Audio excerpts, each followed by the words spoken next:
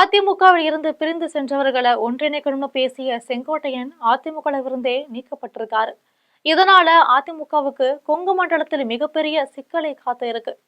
இந்த நிலையில வரும் 27ஆம் தேதி செங்கோட்டையன் விஜய் முன்னிலையில தமிழக வெற்றி கழகத்துல இணைய இருப்பதா கொங்கு மண்டலத்தில் கிசுகிசுக்கப்படுது. விஜயகாந்துக்கு ஆதரவாக பண்ருட்டி ராமச்சந்திரன் இருந்தது போல விஜய்க்கு ஆதரவாக செங்கோட்டையன் இருப்பாருன்னு பேசப்பட்டு வருது. அதே நேரத்துல செங்கோட்டையன் இணைவு குறித்த அதிகாரப்பூர்வ தகவல் எதுவுமே வெளிவரல. அதிமுக அரசியலில் சமீபத்தில் நடந்த மிகப்பெரிய அதிர்ச்சி சம்பவங்கள்ல ஒன்று மூத்த தலைவர்களில் ஒருவரான செங்கோட்டையன் கட்சியில் இருந்து நீக்கப்பட்டதுதான். எடப்பாடியால் சசிகலா, டிடிவி தினகரன், பன்னீர்செல்வம் உள்ளிட்டோர் நீக்கப்பட்ட நிலையில அந்த பட்டியலில் இப்போது செங்கோட்டையனுமே இணைந்திருக்காங்க. கட்சியில பிளவை சரி செய்ய வேண்டும், பிரிந்து சென்ற தலைவர்களை மீண்டும் ஒன்றிணைக்க வேண்டும் என்ற அவரது கோரிக்கையை ஏற்காத எடப்பாடி இறுதியில அவரது அடிப்படை உறுப்பினர் பதவியையே பறிச்சிட்டாரு. இந்த நிலையில வரும் நவம்பர் 27ஆம் தேதி, அதாவது இன்னும் சில நாட்கள்ல செங்கோட்டையன் நடிகர் விஜய் முன்னிலையில தமிழக வெற்றி கழகத்துல இணையவிருக்கார் என்ற தகவல் பரவலா பேசப்படுது. இது உண்மையாக இருக்கும் பட்சத்துல 2026 சட்டசபை அரசியல்ல பெரிய அதிர்வை உருவாக்கும் நகர்வா கருதப்படுது. ஈரோட்டை சேர்ந்த செங்கோட்டையன் வெறும் 25 வயதிலேயே எம்ஜிஆர் அரசியலுக்கு கொண்டு வந்தவர். எம்எல்ஏ பதவியையும் மிக இளம் வயதிலேயே பெற்றவர்.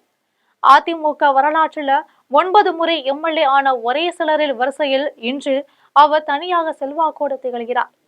எம்ஜிஆரின் காலம், ஜெயலலிதா காலம் என இரு சகாப்தங்களில் கொங்கு மண்டலத்தில், குறிப்பாக ஈரோட்டில் மிக பெரும் செல்வாக்கோடு வலம் வந்தவர்தான் செங்கோட்டையன்.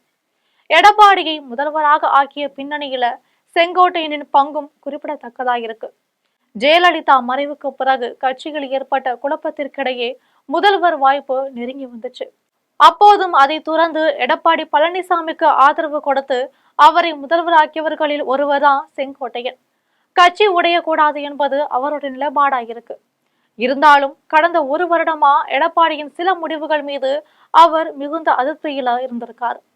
2026 தேர்தலில் அதிமுக வெற்றி பெற வேண்டுமெனில் பன்னீர்செல்வம், டிடிவி தினகரன், சசிகலா ஆகியோருடன் ஏற்பட்ட பிளவை சரி செய்ய வேண்டும் என்று செங்கோட்டையன் பல தடவை எடப்பாடியிடம் வலியுறுத்தியிருக்கார். ஆனால் எடப்பாடி அவர்களுக்கு அதிமுகவில் இடமில்லை என்பதில் உறுதியாயிருந்த நிலையில எதிர்வினையா செங்கோட்டையன் பேட்டி கொடுக்க அவரது கட்சி பொறுப்புகள் பறிக்கப்பட்டிருக்கு. சில வாரங்களுக்கு முன் அவரது அடிப்படை உறுப்பினர் பதவியும் பறிக்கப்பட்டுச்சு. இதற்கிடையே பசும்பொன் முத்துராமலிங்க தேவர் ஜெயந்தியில் ஓபிஎஸ் மற்றும் டிடிவி தினகருடன் தோன்றிய காட்சி அதிமுக உட்கட்சி அரசியல்ல பெரும் புயலையை கிளப்புச்சு. பின்னர் கட்சியில் இருந்து நீக்கப்பட்ட அவர், நான் கட்சிக்காக செய்த தியாகத்துக்கு பிறகும் குறைந்தது ஒரு நோட்டீஸும் தரவில்லை என்று கண்கலங்கியபடி பேசியது அவரது ஆதரவாளர்களுக்குள் பெரும் பரபரப்பையை ஏற்படுத்தியிருக்கு.